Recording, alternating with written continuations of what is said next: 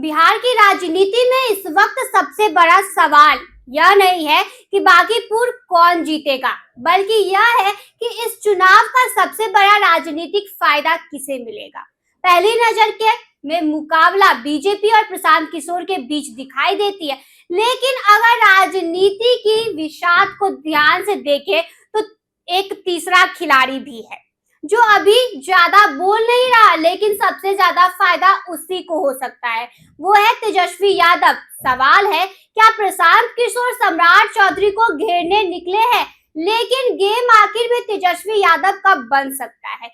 यही समझिए, प्रशांत किशोर ने बांकीपुर को सिर्फ उपचुनाव नहीं रहने दिया, उन्होंने इसे सम्राट चौधरी सरकार का के कामकाज की परीक्षा बना दिया है। यानी अगर बीजेपी जीतती है तो सरकार अपनी जीत जाएगी, लेकिन अगर हारती है तो विपक्ष कहेगा कि जनता ने सरकार को पहला झटका दे दिया है। यहीं से राजनीति दिलचस्प हो जाती है। अगर बीजेपी मुश्किल में आती है तो सबसे पहले कौन हमला बोलेगा? तेजस्वी यादव। वे कहेंगे कि जनता सरकार से खुश नहीं है और बांकीपुर उसका पहला संकेत है, यानी हमला पीके करेंगे। लेकिन राजनीति फायदा विपक्ष भी लेने की कोशिश करेगा। लेकिन कहानी का दूसरा हिस्सा और भी बड़ा है। अगर प्रशांत किशोर उम्मीद से जीत ज्यादा वोट ले आते हैं, अगर वे बीजेपी को कड़ी टक्कर देते हैं, तो सिर्फ बीजेपी ही परेशान नहीं होगी, आरजेडी की भी टेंशन बढ़ जाएगी, क्योंकि तब सवाल उठेगा, क्या बिहार में विपक्ष का नया चेहरा तैयार हो रहा है?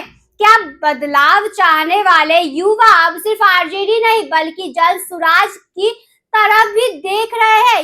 यानी पीके का मजबूत प्रदर्शन आरजेडी के लिए भी खतरे की घंटी बन सकता है। यही वजह है कि यह चुनाव 3 लोगों की प्रतिष्ठा का चुनाव बन चुका है। सम्राट चौधरी अपनी सरकार की साख बचाना चाहते हैं, प्रशांत किशोर साबित करना चाहते हैं कि वे सिर्फ रणनीतिकार नहीं, जनता के नेता भी हैं, और तेजस्वी यादव इंतजार में है कि अगर सत्ता पर सवाल उठे तो उसका सबसे बड़ा राजनीतिक लाभ विपक्ष उठा सके, यानी 1 सीट लेकिन 3 बड़े दांव। अब जरा सोचिए, अगर बीजेपी जीतती है तो सम्राट चौधरी कहेंगे कि जनता ने सरकार पर भरोसा जताया। अगर प्रशांत किशोर अच्छा प्रदर्शन करते हैं तो वे कहेंगे कि बिहार में तीसरी ताकत खड़ी हो गई है। और अगर मुकाबला इतने कांटे का हो जाए कि सरकार पर सवाल उठने लगे तो तेजस्वी यादव उसी मुद्दे को लेकर पूरे बिहार में सरकार को घेरने निकलेंगे।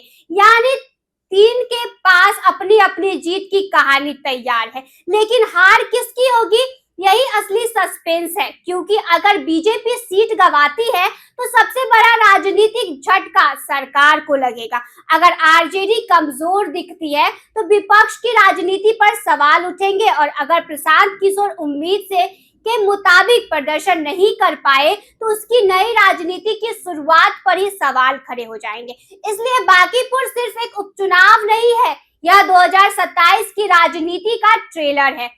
यहीं से तय होगा कि बिहार की लड़ाई सिर्फ बीजेपी बनाम आरजेडी रहेगी या फिर प्रशांत किशोर इस मुकाबले को त्रिकोणीय बना देंगे। लेकिन सबसे बड़ा सवाल अब भी वही है, क्या पीके सम्राट चौधरी को घेरने निकले हैं या इस पूरी लड़ाई का सबसे बड़ा राजनीतिक फायदा आखिर में तेजस्वी यादव उठाने वाले हैं?